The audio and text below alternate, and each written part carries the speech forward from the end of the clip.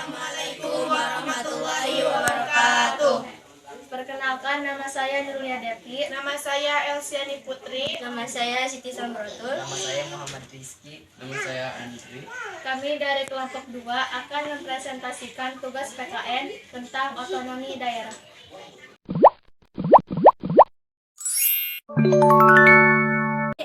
Assalamualaikum warahmatullahi wabarakatuh. Perkenalkan, nama saya Nurlia Devi. Nama saya Heria. Nama saya Elsiani Putri. Nama saya Siti Samrotul. Nama saya Andri. Kami dari kelompok 2 akan mempresentasikan tugas PKN tentang otonomi daerah.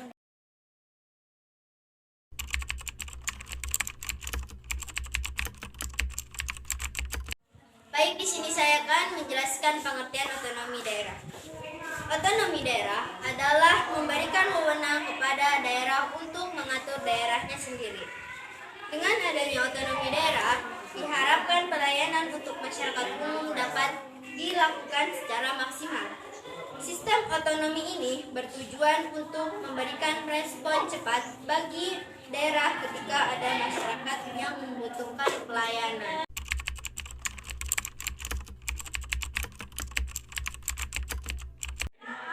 Kalian tahu apa saja tugas otonomi daerah?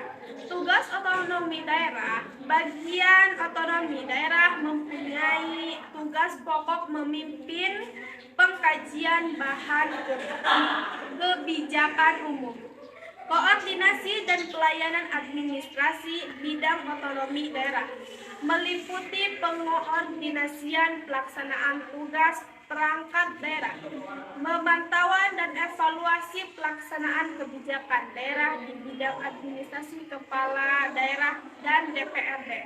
Undang-Undang Otonomi Daerah. Apa sih yang dimaksud dengan otonomi daerah itu?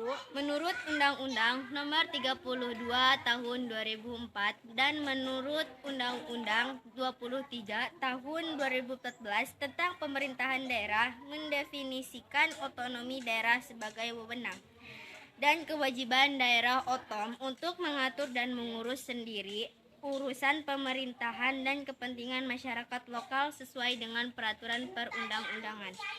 Dan menurut Undang-Undang Pasal 1 2022 menerangkan bahwa otonomi daerah adalah hak, wewenang, dan kewajiban daerah otom untuk mengatur dan mengurus sendiri urusan pemerintahan dan kepentingan masyarakat setempat dalam sistem negara kesatuan Republik Indonesia.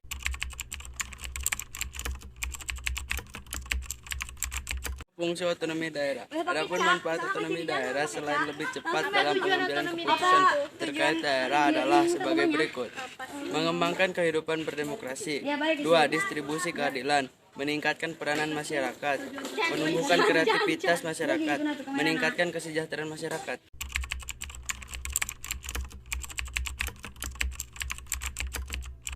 Apa saja contoh dari otonomi daerah? Hak otonomi daerah mengelola urusan pemerintah sendiri, melakukan pemilihan kepada daerah, mengelola aparatur daerah sendiri, mengelola sumber daya yang dimiliki daerah sendiri, menarik pajak, retribusi daerah sebagai salah satu pendapatan daerah, pendapatan lain dari sumber yang sah.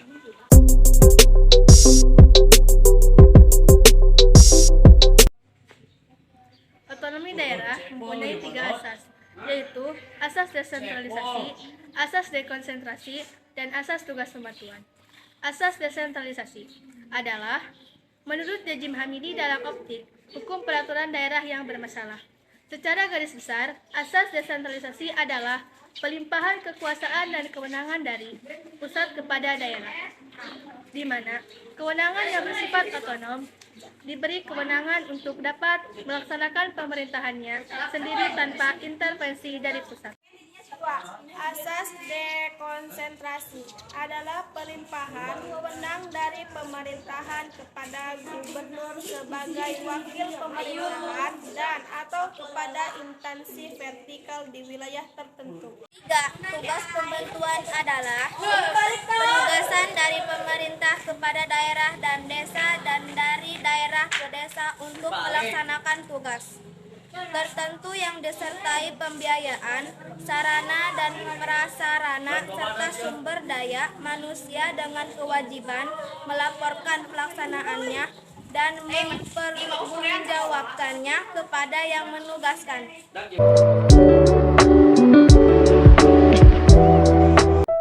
Dampak positif otonomi daerah.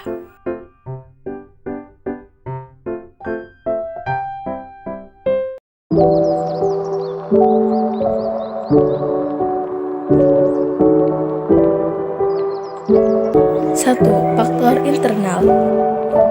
2. Faktor eksternal. Prinsip otonomi daerah.